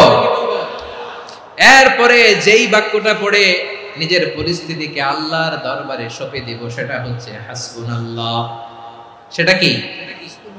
বিষ্ণু বলেন, লা ইয়াজালু লিসানুকা রাতাবান মিন যিকরিল্লাহ, সব সময় আল্লাহর স্মরণ দিয়ে, জিকির দিয়ে জিহ্বাটারে সিক্ত রাখো। আর শয়তানু জাসিমুন আলা কলবি ইবনে আদম, শয়তান বনি আদমের কলবে খামচি মেরে বসে থাকে। ফাইদা যাকারাল্লাহ খালাসা, মানুষ যখন আল্লাহর স্মরণ করে জিকির করে, শয়তান দৌড়ে পালায়। ওয়া ইদা গাফালা ওয়াসওয়াসা, যখনই বনি আদম গাফেল হয় তখনই শয়তান তার হৃদয়ে ওয়াসওয়াসা দেয়। এজন্য বিপদে পড়লে ইন্না লিল্লাহ, নিজের সবটুকুন করার পরে, নিজের রোল প্লে করার পরে নিজেকে আমরা কি বলে সঁপে দিব? সবাই বলেন, মনে থাকবে? বিপদে পড়লে প্রথমে ইন্না লিল্লাহ, এরপরে নিজেকে যখন সঁপে দিব তখন হাসবুনাল্লাহ। এরপরে কঠিন বিপদে যখন বিশ্বনবী পড়তেন তখন কি করতেন? এমন বিপদ মাঝে মাঝে হয় না, দেয়ালে পিঠ থেকে যায়, চোখে মুখে অন্ধকার, কি করব দিশা খুঁজে পাই না, এরকম হয় কখনো? বিশ্বনবী এরকম কঠিন বিপদে পড়েছেন জীবনের কিছু কিছু মুহূর্তে। ওই মুহূর্তে বিশ্বনবী স্পেশাল 2টা দোয়া পড়তেন। এই দোয়াগুলো আপনাদেরকে জানিয়ে দেয়। বিশ্বনবী বলেন, কঠিনতম বিপদে যখন পড়বা, দেয়ালে পিঠ থেকে যায়, চোখে মুখে অন্ধকার, বাঁচার কোনো উপায় নাই, তখন পড়বা লা ইলাহা ইল্লা আনতা সুবহানাকা ইন্নী কুনতু মিনাজ জালিমিন। আল্লাহ, তুমি ছাড়া কোনো ইলাহ নাই, তুমি পবিত্র, নিশ্চয় আমি জালিমদের অন্তর্ভুক্ত। সুবহানাল্লাহ বলেন। এই দোয়া সাইয়েদনা ইউনূস আলাইহিস সালাম পড়েছিলেন যখন মাছের পেটে ছিলেন। এবং অনেক মুফাসসিরিন একরাম বলেছেন, অনেক আহলুল ইলমরা বলেছেন, এটা হচ্ছে ইসমে আজম। ইসমে আজম এমন দোয়া যেটা দিয়ে দোয়া করলে আল্লাহ দোয়া কবুল করে, কিন্তু এটা কোনটা, এটা নিয়ে ইখতিলাফ আছে। কোন আহলুল ইলম বলেন এই লা ইলাহা ইল্লা আনতা সুবহানাকা ইন্নী কুনতু মিনাজ জালিমিন, এটা হচ্ছে ইসমে আজম। সাইয়েদনা ইউনূস আলাইহিস সালাম পড়েছেন, আপনারা পড়েননি? এটা পড়বেন আপনারা। এই দোয়া পড়ে সাইয়েদনা ইউনূস আলাইহিস সালাম মাছের পেট থেকে রক্ষা পেয়েছিলেন। রক্ষা করেছিল কে? তুমি ইউনূস নবীরে যখন খাইলো মাছেতে গিলিয়া, ফেরেশতা পাঠাইয়া দিলে ইসমে আজম দিয়া, প্রাণে ছিল যাহার ভয় সেথা পাইল আশ্রয়, প্রাণে ছিল যাহার ভয় সেথা পাইল আশ্রয়, মাছের পেট হতে সে যে পেল পরিত্রাণ। আল্লাহু আল্লাহু তুমি জাল্লে জালালুহু, শেষ করা তো যায় না গে তোমার গুণগান। আল্লাহু আল্লাহু লা ইলাহা ইল্লা আনতা সুবহানাকা ইন্নী কুনতু মিনাজ জালিমিন। বিশ্বনবী বললেন, দেয়ালে পিঠ থেকে গেলে, চোখে মুখে অন্ধকার, বাঁচার কোনো উপায় নাই, তখন এই দোয়াটা পড়তে হবে। এই দোয়া পড়ে আল্লাহর কাছে ফরিয়াদ করলে বিপদ মুক্ত করবেন কে? কেন এই দোয়াটা আল্লাহর কাছে বড্ড প্রিয় জানেন আমার ভাইরা? কারণ এই দোয়ার মধ্যে 3টা জিনিস আছে। 1 নম্বরে হচ্ছে তাওহীদ, 2 নম্বরে তাসবিহ, 3 নম্বরে তাকরীর। আই রিপিট, আবারও বলছি, 1 নম্বরে তাওহীদ, 2 নম্বরে তাসবিহ, 3 নম্বরে তাকরীর। এই দোয়াটা আল্লাহর কাছে এত পছন্দনীয় কারণ এই দোয়ার প্রথম অংশে আছে তাওহীদ, আল্লাহর একত্ববাদের ঘোষণা। লা ইলাহা ইল্লা আনতা, ও আল্লাহ আপনি ছাড়া কোনো ইলাহ নাই, উপাস্য নাই, এই কথা বললে আল্লাহ বড় খুশি হয়ে যায়। সুবহানাল্লাহ পড়েন। এই দোয়ার দ্বিতীয় অংশে আছে তাসবিহ, মানে আল্লাহর প্রশংসা, প্রশংসা সূচক বাণী। সুবহানাক সুবহানাক সুবহানাক, ও আল্লাহ আমি আপনার পবিত্রতা ঘোষণা করছি। সুবহানাক, এই কথা শুনলেও আল্লাহ খুশি হয়ে যায়। সুবহানাল্লাহ পড়েন। এই দোয়ার তৃতীয় অংশে আছে তাকরীর, তাকরীর মানে পাপের স্বীকৃতি। তাকরীর মানে কি? তাকরীর মানে পাপের স্বীকৃতি। এই দোয়ার তৃতীয় অংশে আছে ইন্নী কুনতু মিনাজ জালিমিন, ও আল্লাহ আমি জালিমদের অন্তর্ভুক্ত। আল্লাহ আল্লাহ আমি জালেম, আল্লাহ আমি ভুল করেছি, অন্যায় করেছি, আল্লাহ আমি জালেমদের অন্তর্ভুক্ত। এই পাপের স্বীকৃতি, অ্যাকনোলেজমেন্ট আল্লাহ বড় পছন্দ করে। যখন আল্লাহর কাছে আপনি ছোট হবেন, ছোট হতে হতে যত ছোট হবে, ওই দৃশ্যটা দেখতে আল্লাহ বড় পছন্দ করে। সুবহানাল্লাহ বলেন। 3 নম্বর অংশ ইন্নী কুনতু মিনাজ জালিমিন, আল্লাহ আমি জালেমদের অন্তর্ভুক্ত। সাইয়েদনা আদম আলাইহিস সালাম ভুল করে যখন নিষিদ্ধ গাছের ফুল খেয়ে ফেললেন, ফল খেয়ে ফেললেন, আল্লাহ বললেন আদম ক্ষমা পেতে চাইলে তুমি আর হাওয়া মিলে স্বীকৃতি দাও, পাপের স্বীকৃতি। আর পড়ো রব্বানা যালামনা আনফুসানা ওয়া ইল্লাম তাগফির লানা ওয়া তারহামনা লানাকুনান্না মিনাল খাসিরিন। ও আল্লাহ আমি আদম আর হাওয়া যালামনা আনফুসানা, আমরা আমাদের নফসের উপর বড় জুলুম করেছি। আল্লাহ ওয়া ইল্লাম তাগফির লানা ওয়া তারহামনা, আপনি যদি ক্ষমা না করেন, আপনি যদি দয়া পরবশ না হন, আপনি যদি রহম না করেন, আমরা তো ক্ষতিগ্রস্তদের মধ্যে শামিল হয়ে যাব। এই দোয়া করার সাথে সাথে সাইয়েদনা আদম আর হাওয়া আলাইহিস সালামকে ক্ষমা করে দিলেন কে? তাহলে এই দোয়ার 3 নম্বর অংশ তাকরীর, এটা আল্লাহ বড় পছন্দ করে। আমার কলিজার টুকরা ভাইয়েরা, গুনাহ করে শিকার যেতে হবে, এটা আল্লাহ ভালোবাসেন। সাইয়েদনা আবু বকর রাদিয়াল্লাহু তাআলা আনহু বিষ্ণু ঈসা ইসলামকে বললেন, ইয়া রাসূলুল্লাহ আল্লিমনি দুআআন আদউ বিহি ফি সালাতি। নবী হে, আপনি আমার এমন একটা স্পেশাল দোয়া শিখায়া দেন যে দোয়াটা আমি নামাজে পড়ব। নবী বললেন, তাহলে তুমি পড়ো, আল্লাহুম্মা ইন্নী যালামতু নাফসি যুলমান কাসীরান ওয়া লা ইয়াগফিরুয যুনুবা ইল্লা আনতা ফাগফিরলি মাগফিরাতাম মিন ইনদিকা ওয়ারহামনি ইন্নাকা আনতাল গফুরুর রহিম। সুবহানাল্লাহ। সালাম ফিরানোর আগে পড়েন। ও আবু বকর, নামাজে যদি দোয়া করতে মনে চায় এই দোয়াটা পড়বা, আল্লাহুম্মা ইন্নী যালামতু নাফসি, আল্লাহ জুলুম করেছি আমার নফসের উপর, যুলমান কাসীরা, অনেক জুলুম, ওয়া লা ইয়াগফিরুয যুনুবা ইল্লা আনতা, আপনি ছাড়া এই জুনুব, এই পাপ ক্ষমা করার দ্বিতীয় কোনো রব নাই। আছে? এজন্য আল্লাহরে বলবেন, আল্লাহ আমি ছাড়া তোমার গোলামের অভাব নাই, ও আমার রব আমি ছাড়া এই জমিনের বুকে তোমার গোলামের অভাব নাই, কিন্তু তুমি ছাড়া তো আমার দ্বিতীয় কোনো রব নাই। পারবেন বলতে? পারবেন? চোখের পানি ছেড়ে আল্লাহরে বলবেন, আল্লাহ তুমি আমার রব, তুমি আমার সব। কি বলবেন? আল্লাহরে বলেন, আল্লাহ তুমি আমার রব, তুমি আমার সব। আল্লাহ আমি ছাড়া এই জমিনে তোমার গোলামের অভাব নাই, তুমি ছাড়া আমার দ্বিতীয় কোনো রব নাই। এ কথা বলে চোখের পানি ছেড়ে আল্লাহরে স্বীকৃতি দেন, আল্লাহ আমি পাপী, আল্লাহ এই জমিনে আমার চেয়ে বড় পাপী আর কেউ নাই। ওযু করে সিজদায় লুটিয়ে পড়ে চোখের পানি ছেড়ে আল্লাহরে পাপের স্বীকৃতি দেন, আল্লাহ এমন কোন জুলুম নাই, গুনাহ নাই আমি করি নাই, সগীরা কবিরা, জেনে না জেনে, ইচ্ছায় অনিচ্ছায়, শিরকি বেদাতি সব গুনাহ করেছি। আল্লাহ আকাশের নিচে জমিনের উপরে আমার চেয়ে বড় গুনাহগার আর কেউ নাই। চোখের পানি ছেড়ে আল্লাহরে বলেন, আল্লাহ আমি ছাড়া তোমার গোলামের অভাব নাই, তুমি ছাড়া আমার দ্বিতীয় কোনো রব নাই, তুমি ছাড়া তো কেউ আমার গুনাহ ক্ষমা করার নাই, তুমি আমার রব, তুমি আমার সব। বলতে পারবেন? এই তাকরীর আমার পটুয়াখালীর ভাইয়া, এই স্বীকৃতিটা দেখতে আল্লাহ বড় ভালোবাসেন, কারণ আমরা সবাই গুনাহগার। আমরা সবাই কি? বিশ্বনবী বলেন, কুল্লুকুম খাত্তাউন, আ বনি আদম তোমরা সবাই পাপী। সবাই কি? সবাই পাপী। আমরা সবাই পাপী, আপন পাপের বাটখারা দিয়ে অন্যের পাপ মাপি। আমরা যে পাপী এটা ভাবতে মনে চায় না কারো, খালি অন্যের পাপ দেখি আমরা, এটা ভুল। ওর এই পাপ, ও পাপী, ও জালেম, ও জাহান্নামী, এরকম একটা টেন্ডেন্সি। আমার যে কি হালাত এটার খেয়াল নাই। খেয়াল করতে হবে যে আমি সবচেয়ে বড় পাপী, ঠিক কিনা বলেন? পাপ করি নাই এমন কেউ আছি? হ্যাঁ আছি, আছি। কেউ না জানলেও জানে কে আমার পাপের ঘটনা? পৃথিবী না জানুক আমি তো জানি, আমি কি পাপ করেছি হায়। ও আমার কলিজার টুকরা ভাইয়েরা, মাথাটাকে নিচু করে জীবনের সব গুনার ফিরিস্তিগুলো একটা একটা করে স্বীকার করে আল্লাহরে বলেন, আল্লাহ আমি পাপী, আল্লাহ আমার চেয়ে বড় পাপী এই দুনিয়াতে কেউ নাই, আকাশের নিচে জমিনের উপরে আমার চেয়ে বড় পাপী কেউ নাই। একটা একটা করে আল্লাহ স্বীকার করি আমি পাপী, সব পাপের স্বীকৃতি দিলাম।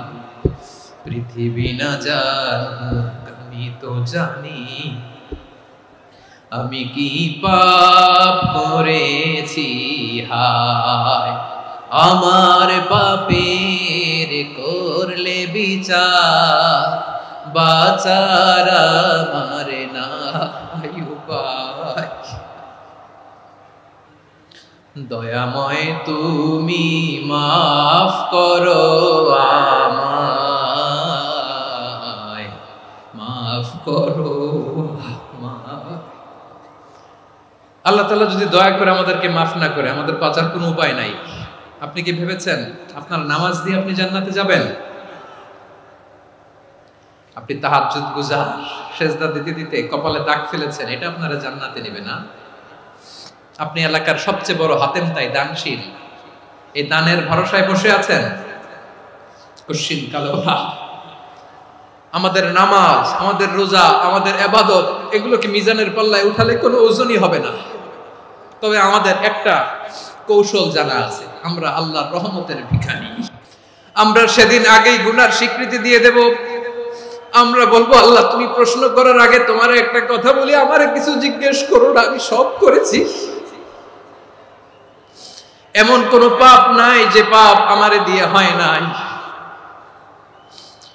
তোমার রহমত দিয়ে তুমি জান্নাতে পাঠাবা, তোমার দয়ায় জান্নাতে যেতে চাই, আমল দিয়ে না। পারবেন বলতে? কিয়ামতের দিন আমরা বলবো, আল্লাহ আমার আমল দিয়ে জান্নাত চাই না, আমি তোমার দয়া দিয়ে জান্নাত চাই। তোমার দয়া ছাড়া আমার কোনো উপায় নাই। কারণ আল্লাহ যদি বিচার করে বাঁচার কারো উপায় নাই। আল্লাহ যদি বলে ফেলেন তুই এটা করলি কেন, ওখানে গেলি কেন, কোরআনে 1000 বার নিষেধ করলাম তারপরেও এই পাপে জড়ালি কেন, এরকম প্রশ্ন ছুড়ে দিলে আমার উত্তর আছে?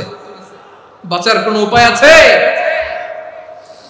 রোজ হাসরে হে আল্লাহ আমার করোনা বিচার, আল্লাহ করোনা বিচার, বিচার চাহি না তব দয়া চাই, এ গুনাহগার করোনা বিচার। আপনার আমল দিয়ে জান্নাতে যাবেন? কি দিয়ে যাবেন? আল্লাহর দয়া দিয়ে। আল্লাহর রহম আর দয়া ছাড়া কেউ জান্নাতের চেহারাও দেখতে পাবে না। আমার প্রিয় ভাইরা, এই দোয়া আল্লাহর কাছে পছন্দনীয় হওয়ার কারণ 3টা। দোয়ার প্রথম অংশে আছে তাওহীদ, আল্লাহর একত্ববাদের ঘোষণা। এই দোয়ার দ্বিতীয় অংশ আছে তাসবিহ, আল্লাহর প্রশংসা সূচক বাণী। এই দোয়ার 3 নাম্বার অংশ পাপের স্বীকৃতি। তাহলে আমরা সবাই গুনাহগার। আমরা আল্লাহর কাছে পাপের স্বীকৃতি দিয়ে বলবো, ও আল্লাহ ইন্নী কুনতু মিনাজ জালিমিন, আমরা জুলুম করেছি, পাপ করেছি, অন্যায় করেছি, আল্লাহ বুঝতে পারি নাই, শয়তানের ওয়াসওয়াসায় পড়ে, বন্ধুর পাল্লায় পড়ে, নফসের খায়েশ মেটাতে যে আল্লাহ করে ফেলেছি। তুমি গুনাহ না মাফ না করলে আমাদের গুনাহ মাফ করার দ্বিতীয় কেউ নাই। ঠিক কিনা বলেন? এভাবে অনুতপ্ত হয়ে যদি আল্লাহর কাছে দোয়া করেন, দেয়ালে পিঠ থেকে গেছে, কোন রাস্তা নাই বের হওয়া, ওই মুহূর্তেও আপনাকে বিপদ থেকে উদ্ধার করবে কে?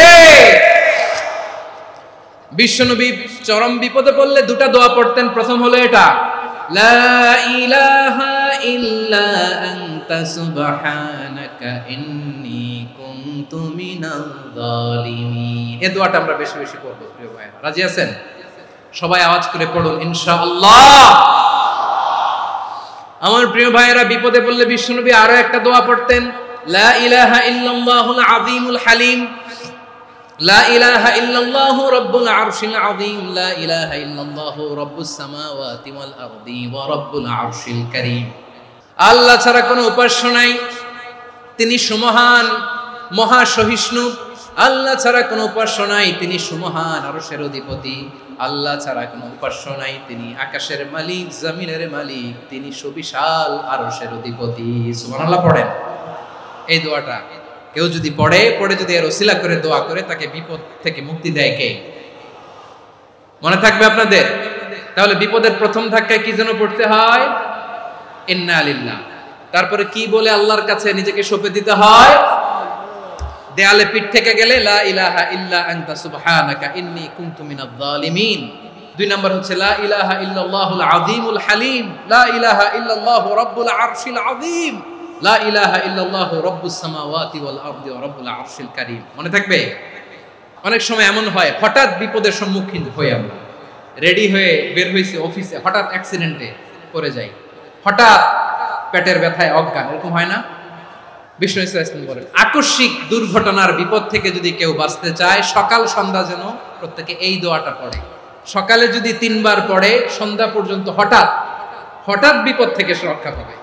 To be protected from sudden calamity, sudden disaster, হঠাৎ বিপদ, হঠাৎ ভয়ঙ্কর কোন আকস্মিক বিপদ থেকে আল্লাহ বাঁচায় দেবে। সকালে পড়লে সন্ধ্যা পর্যন্ত প্রোটেক্টেড, সন্ধ্যাবেলায় যদি 3 বার পড়ে সকাল পর্যন্ত প্রোটেক্টেড। সুবহানাল্লাহ পড়ে।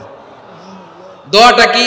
দোয়াটা হচ্ছে বিসমিল্লাহিল্লাযী লা ইয়াদুররু মা'a ইসমিহি শাইউন ফিল আরদি ওয়ালা ফিস সামাই ওয়া হুয়াস সামিউল আলীম। ছোট না? অনেক ছোট, মুখস্থ করবেন। বিসমিল্লাহিল্লাযী লা ইয়াদুররু মা'a ইসমিহি শাইউন ফিল আরদি ওয়ালা ফিস সামা। ওই আল্লাহর নাম নিচ্ছি, যে আল্লাহর নামের বরকতে আকাশ জমিনের কোনো কিছু কারো কোনো ক্ষতি সাধন করতে পারে না। তিনি সর্বশ্রোতা, সর্বজ্ঞ। সুবহানাল্লাহ পড়েন। পড়বেন এই দোয়াটা, বিসমিল্লাহিল্লাযী লা ইয়াদুররু মা'a ইসমিহি শাইউন ফিল আরদি ওয়ালা ফিস সামাই ওয়া হুয়াস সামিউল আলীম। ফজরের পরে 3 বার, মাগরিবের পরে 3 বার যদি কেউ পড়ে প্রোটেক্টেড, যে কোনো হঠাৎ বিপদ থেকে প্রোটেক্টেড। প্রোটেক্ট করেন কে? ওই আল্লাহর নাম নিচ্ছি যে আল্লাহর নামের ওসিলায় আকাশ জমিনের কোনো কিছু কোনো ক্ষতি করতে পারে না। সুবহানাল্লাহ পড়েন। আচ্ছা, এবার আমাদের জীবনে দুশ্চিন্তা আছে না নাই বলেন? Tension, hyper tension, anxiety, depression, সবার জীবনে টেনশন আছে না নাই? এই দুশ্চিন্তা, পেরেশানি, মারাত্মক পেরেশানি থেকে মুক্তি পাওয়ার জন্য বিষ্ণু সাল্লাল্লাহু আলাইহি ওয়াসাল্লাম দুটো দোয়া পড়তেন। কয়টা? অনেকগুলো পড়তেন। স্পেশাল দুটো দোয়া আজকে আপনাদের শিখায় যাব, শুনবেন। পেরেশানিতে পড়লে, টেনশনে পড়লে এই দোয়াটা, প্রিয় ভাইরা, বিষ্ণু সাল্লাল্লাহু আলাইহি ওয়াসাল্লাম যখন খুব বিপদে পড়তেন, দুশ্চিন্তা ওনাকে ঘিরে ধরতো, উনি পড়তেন ইয়া হাইয়ু ইয়া কাইয়ুম বিরহমাতিকা আস্তাগীথ। ইয়া হাইয়ু ইয়া কাইয়ুম, হে শাশ্বত অবিনশ্বর, হে চিরঞ্জীব, বিরহমাতিকা আস্তাগীথ, তোমার রহমতের উসিলায় তোমার কাছে ফরিয়াদ করি। এটা পড়তেন। আবার আরেক বর্ণনায় এসেছে ইয়া হাইয়ু ইয়া কাইয়ুম বিরহমাতিকা আস্তাগীথ আসলিহ লি শা'নি কুল্লাহু ওয়ালা তাকিলনি ইলা নাফসি তারফাতা আইন। আসলিহ লি শা'নি কুল্লাহ, আল্লাহ আমার সবকিছু আপনি সেটেল করে দেন। আমাদের সব ঝামেলা সেটেল করে দিতে পারে কে? তাহলে পড়বেন ইয়া হাইয়ু, এ চিরঞ্জীব। হাইয়ু মানে চিরঞ্জীব, যিনি চিরকাল বেঁচে থাকবেন, মরবেন না। আল্লাহ মরবেন? তার কোনো লয় আছে? ক্ষয় আছে? সূরা রহমানে আল্লাহ বললেন কুল্লু মান আলাইহা ফানি ওয়া ইয়াবকা ওয়াজহু রাব্বিকা যুল জালালি ওয়াল ইকরাম ফাবিআইয়ি আলাই রাব্বিকুমা তুকাযিবান। জমিনে যা আছে সব ফান, ভ্যানিশ হয়ে যাবে, নিশ্চিহ্ন হয়ে যাবে, শেষ হয়ে যাবে, সব বিলুপ্ত হয়ে যাবে একজন ছাড়া। জোরে বলেন তিনি কে? এই দোয়াটা কেন পছন্দ আল্লাহর কাছে? কারণ এখানে আল্লাহর দুইটা সুন্দর নাম আছে, গুণবাচক নাম, আল হাই, আল কাইয়ুম, এই দুটো নাম আছে এখানে। আবার এই দুইটা আয়াতুল কুরসির অংশ। আয়াতুল কুরসির শুরুতে এটা আছে না নাই? হ্যাঁ, আছে না নাই? 3 নম্বর কারণ এটা ইসমে আজম। কোন দোয়াটা ইসমে আজম? যে দোয়া ওসিলায় দোয়া করলে আল্লাহ দোয়া ফেরায় না। অনেকগুলো মত আছে, সবচেয়ে ভ্যালিড মত হচ্ছে এটা, ইয়া হাইয়ু ইয়া কাইয়ুম, এর ওসিলা দিয়ে দোয়া করলে দোয়া কবুল করে কে? 2 নম্বরে বিশ্বনবী মারাত্মক বিপদে পড়লে আরেকটা দোয়া পড়তেন, আল্লাহুম্মা ইন্নী আবদুক। আগে দোয়াটা পড়ি, শুনেন। আল্লাহুম্মা ইন্নী আবদুক ওয়া ইবনু আবদিক ওয়া ইবনু আমাতিক নাসিয়াতি বিয়াদিক মাদিন ফিয়া হুকমুক আদলুন ফিয়া কাদাউক আসআলুকা বিকুল্লি ইসমিন হুয়া লাক সাম্মাইতা বিহি নাফসাক আও আনসালতাহু ফি কিতাবিক আও আল্লামতাহু আহাদাম মিন খালকিক أو استأثرت به في علم الغيب عندك أن تجعل القرآن ربيع قلبي ونور صدري وجلاء حزني وذهاب همي। سبحان الله পড়েন। বিষ্ণু বলতেন আল্লাহুম্মা ইন্নী আবদুক, ও আল্লাহ আমি আপনার গোলাম, ওয়াবনু আবদিক, গোলামের ঘরের গোলাম, ওয়াবনু আমাতিক, বাদির ঘরের গোলাম। মানে আল্লাহ আমি আপনার গোলাম, আমার বাবা আব্দুল্লাহ ছিল আপনার গোলাম, আমার মা আমিনা ছিল আপনার বাদী। মানে আমরা গোলাম বংশের, সব গোলাম। নিজেরে এর চেয়ে আর ছোট করে আল্লাহর কাছে উপস্থাপন করা যায় আমার ভাইরা? কথা কি বুঝতেছেন? নিজেকে এর চাইতে ছোট, নগণ্য আর তুচ্ছ করে আল্লাহর সাথে প্রেজেন্ট করা যায়? বিশ্বনবী বললেন ও আল্লাহ আমি আপনার গোলাম, গোলামের ঘরের গোলাম, দাসীর ঘরের গোলাম, নাসিয়াতি বিয়াদিক, আমার মাথার চুলের ছুটি আপনার হাতের মুঠোয়। আপনি ডানে টান দিলে আমি ডানে যেতে বাধ্য, আপনি বাঁয়ে টান দিলে বাঁয়ে যেতে বাধ্য।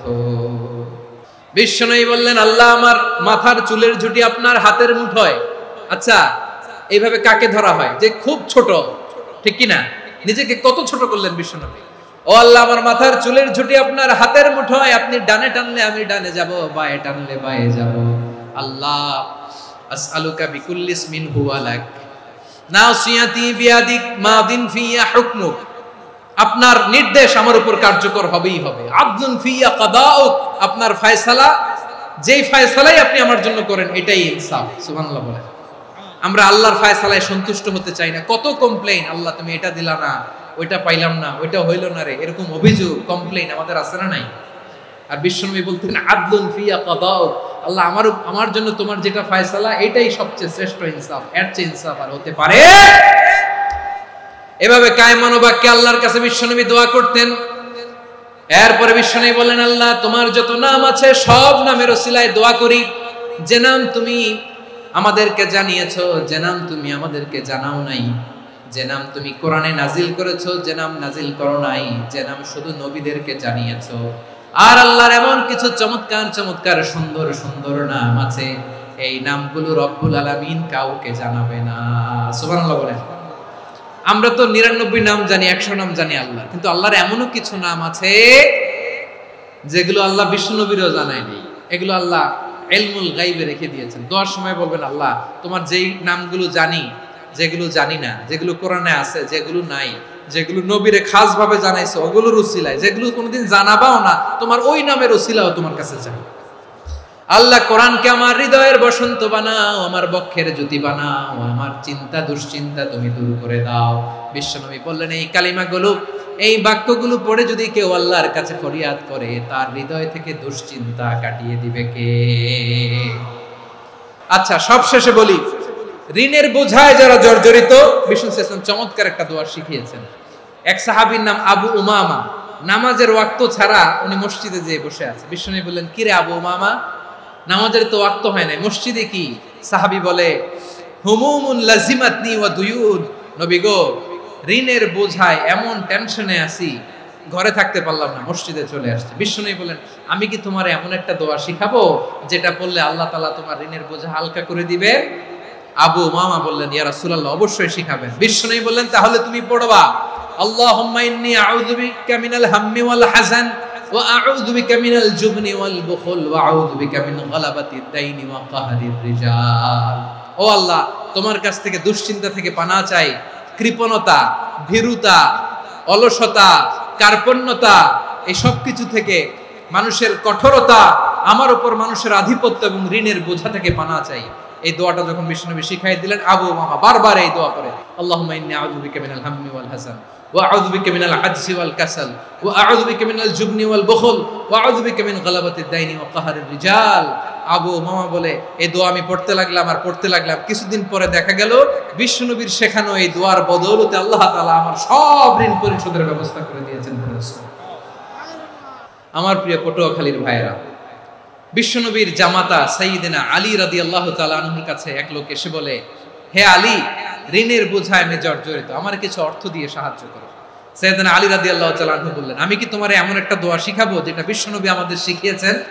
এই দোয়া যদি তুমি পড়ো, লাউ কানা আলাইকা মিসলু জাবালিন কাবীরিন দাইনান আদাল্লাহু আনকা, পাহাড় পরিমাণে যদি ঋণের বোঝা হয়, আল্লাহ এটা পরিশোধের ব্যবস্থা করে দিবেন। ছোট্ট একটা দোয়া বিশ্বনবী শিখালেন, বললেন, তুমি পড়বা, আল্লাহুম্মা কফিনি বিহালালিকা আন হারামিকা ওয়া আগনিনি বিফাদলিকা আম্মান সিওয়াক। আল্লাহুম্মা কফিনি বিহালালিকা আন হারামিক, আল্লাহ তোমার হালাল দিয়ে আমাকে পরিতুষ্ট করো, হারাম থেকে বাঁচিয়ে রাখো, আর তোমার অনুগ্রহে মানুষের মুখাপেক্ষী যেন আমি না হই, আমি যেন সবসময় তোমার মুখাপেক্ষী হই, ওই তৌফিক দিও। সুবহানাল্লাহ পড়েন। এই দোয়া বেশি বেশি পড়লে ঋণের বোঝা হালকা করে দিবে কে? তাহলে প্রিয় ভাইয়েরা, বিপদে পড়লেই প্রথমে কি পড়বেন? ইন্না লিল্লাহ। কি বলে নিজেকে আল্লাহর কাছে সঁপে দিতে হয়? হাসবুনাল্লাহ। চরম বিপদে দেয়ালে পিঠ থেকে গেছে, তখন লা ইলাহা ইল্লা আনতা সুবহানাকা ইন্নী কুনতু মিনাজ জালিমিন। এরপরে লা ইলাহা ইল্লাল্লাহুল আযীমুল হালিম, এই দোয়া। আকস্মিক বিপদ, হঠাৎ যেন কোনো বিপদ আমাকে পেয়ে না বসে, এটার জন্য বিসমিল্লাহিল্লাযী লা ইয়াদুররু মা ইসমিহি শাইউন ফিল আরদি ওয়ালা ফিস সামাই ওয়া হুয়াস সামিউল আলীম। সকালে 3 বার, রাতে 3 বার। আর মারাত্মক tension, hyper tension, anxiety, depression থেকে বাঁচার জন্য 2 দোয়া, ইয়া হাইয়্যু ইয়া কাইয়্যুম, ইয়া হাইয়্যু ইয়া কাইয়্যুম, মনে থাকবে? আর আল্লাহুম্মা ইন্নী আবদুক, এই দোয়া। ঋণ থেকে বাঁচার জন্য 2 দোয়া, আল্লাহুম্মা ইন্নী আউযু বিকা মিনাল হাম্মি ওয়াল হাযান, এটা। আর আল্লাহুম্মা কফিনি বিহালালিকা আন হারামিকা ওয়া আগনিনি বিফাদলিকা আম্মান সিওয়াক। আর সব সময় পড়ার জন্য একটা আমল দিয়ে যাই, উঠতে বসতে, অফিসে যাচ্ছেন, অফিস থেকে ফিরতেছেন, বসে আছেন, শুয়ে আছেন, ছোট্ট এক শব্দে আমরা যেন বেশি বেশি পড়ি, আস্তাগফিরুল্লাহ।